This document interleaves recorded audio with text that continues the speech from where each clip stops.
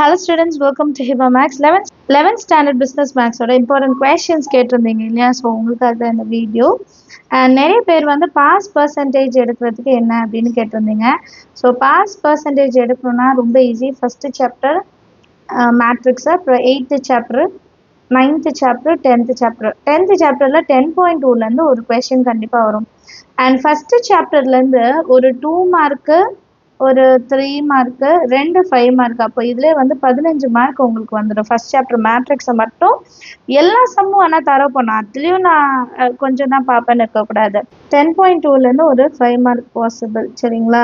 So டோட்டலாக இது ஒரு 20 மார்க்கு.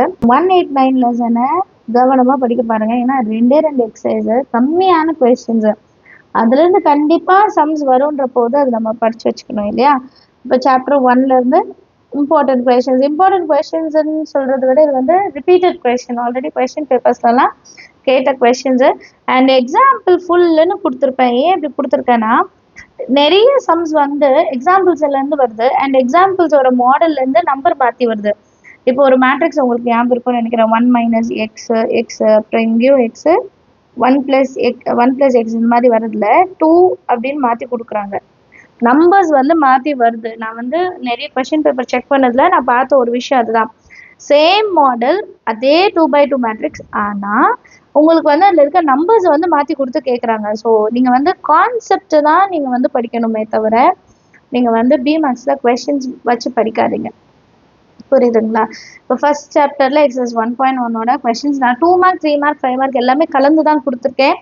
ஏன்னா ஒரு சில நேரம் 3 மார்க் கொஷினை 5 மார்க்கில் கேட்கலாம், 5 மார்க் கொஷினை 3 மார்க்லையும் கேட்கலாம், வாய்ப்புகள் இருக்குது. அப்போ நான் செப்பரேட்டாக கொடுத்துட்டு நான் 3 மார்க் மட்டும் தான் ப்ரிப்பேர் பண்ணேன், அது இது வரல அப்படின்னு நீங்கள் நினைக்கக்கூடாது இல்லையா? ஸோ அதனால தான் இது.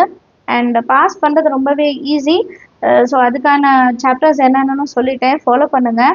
சேனல் இது வரைக்கும் சப்ஸ்கிரைப் பண்ணலன்னா சப்ஸ்கிரைப் பண்ணிவிட்டு பெல் ஐக்கான் செலக்ட் பண்ணிக்கோங்க. உங்களோட இம்பார்ட்டன்ட் கொஷின்ஸ் எல்லாம் அடுத்தடுத்த வீடியோவில் வரும். அண்ட் உங்கள் ஃப்ரெண்ட்ஸ் சர்க்கிளுக்கும் ஷேர் பண்ணுங்கள். எக்ஸசைஸ் 1.2ல இருக்க கொஷின்ஸ் பார்த்துடுங்க, ஒரு சைடில் நோட் பண்ணிவிடுங்க, இல்லை ஸ்க்ரீன்ஷாட் கூட நீங்கள் எடுத்துக்கலாம். எக்ஸசைஸ் 1.3 அண்ட் எக்ஸசைஸ் 1.4 எக்ஸாம்பிள்ஸ் ஃபுல்லாக பார்த்துடுங்க, சரிங்களா? இது ஃபஸ்ட் சாப்டரில் ரிப்பீட்டடாக கேட்ட கொஷின்ஸ். அடுத்து செகண்ட் சாப்டரில் 2.1 கம்பல்சரி எல்லாமே பார்த்துருக்கணும். பார்ஷியல் ஃப்ராக்ஷன் ரொம்பவே முக்கியம். அதுக்கப்புறம் 2.2, 2.3, 2.4 என்னென்ன கொஷின்ஸோ அது மட்டும் இப்போதைக்கு நோட் பண்ணிக்கோங்க. 2.5 ஃபுல்லாக பார்க்கணும்.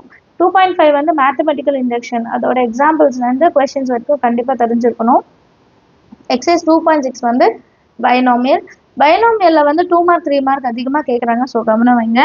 எக்ஸாம்பிள்ஸ், இதோட எக்ஸாம்பிள்ஸ் எல்லாம் பார்த்துடுங்க. அடுத்து சாப்டர் 3 எக்ஸசைஸ் 3.1, 4, 3, 5 அண்ட் எக்ஸசைஸ் 3.2ல 2, 4, 5, 3.3 எல்லாம் கம்மி சம்ஸ் தான் இருக்குது. 3.4, 3.5, 3.6 எக்ஸாம்பிள்ஸ் வந்து கம்பல்சரி எல்லாமே பார்த்துடுங்க. அடுத்து ஃபோர்த்து சாப்டரில் 4.3 மட்டும் எல்லாமே பார்க்கணும்னு சொல்லியிருக்கேன். பேலன்ஸ் இருக்கிறதுலாம் நான் கொஸ்டின் நம்பர்ஸ் தான் கொடுத்துருக்கேன். ஸோ எல்லாமே நோட் பண்ணி வச்சுக்கோங்க.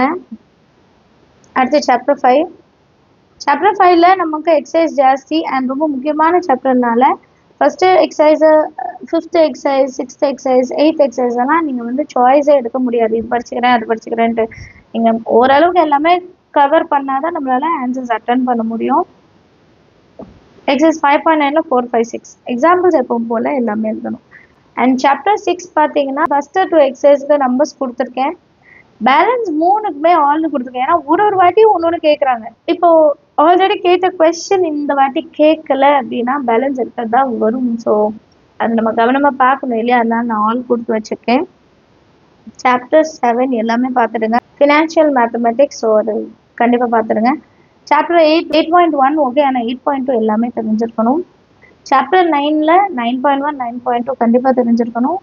அண்ட் சாப்டர் 10ல் 10.1, 10.2 வந்து ரொம்ப முக்கியமான சாப்டர். இதெல்லாம் எல்லாமே எல்லா லெசனோட 1 வேர்ட்ஸ் வந்து நீங்கள் ரிப்பீட்டடாக ப்ராக்டிஸ் எடுத்துருக்கணும், சரிங்களா? ஸோ இவ்வளோ தான் இம்பார்ட்டன்ட் கொஷின்ஸை பொறுத்த வரைக்கும் இவ்வளோ தான். ஆல்ரெடி நீங்கள் எதெல்லாம் படித்து வச்சுருக்கீங்களோ அதெல்லாம் கண்டிப்பாக ரிவைஸ் பண்ணிவிடுங்க. ப்ளஸ் இப்போ புதுசாக படிக்கிறதுக்கு நான் ஸ்டடி பிளான் ஆல்ரெடி அப்லோட் பண்ணியிருந்தேன்.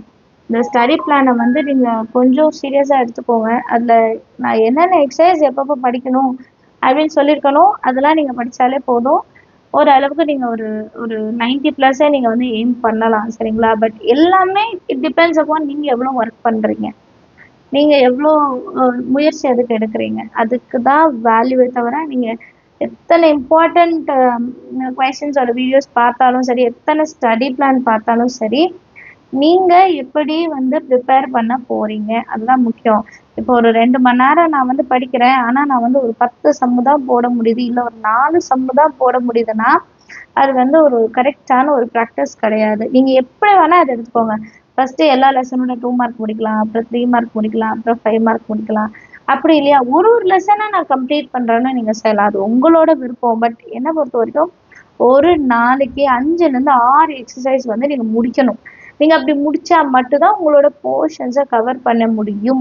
போர்ஷன்ஸ் கவர் பண்ணி ரிவைஸ் பண்ணணும், அது ரொம்ப முக்கியம். என்ன ரீகால் பண்ண என்னெல்லாம் படிச்சிருக்கோன்றது ரீகால் பண்ண நிறைய பேருக்கு மேட்ரிக்ஸ் வந்து கொஞ்சம் வந்து தப்பு பண்ணிடுவாங்க, எங்கேயாவது மைனஸ் ப்ளஸ் அப்படின்னு தப்பு பண்ணிடுவாங்க. ஸோ அதெல்லாம் இல்லாமல் நீங்கள் வந்து நல்லா ப்ராக்டிஸ் பண்ணிக்கோங்க. டைம் இருக்குது, நமக்கு இன்னும் 5 டேஸ் இருக்குது சரிங்களா. அந்த 5 டேஸ் நீங்கள் எவ்வளோக்கு எவ்வளோ நல்லா யூஸ் பண்ணுறீங்களோ அது வந்து நம்ம எக்ஸாமுக்கு வந்து அது ஹெல்ப் பண்ணும்.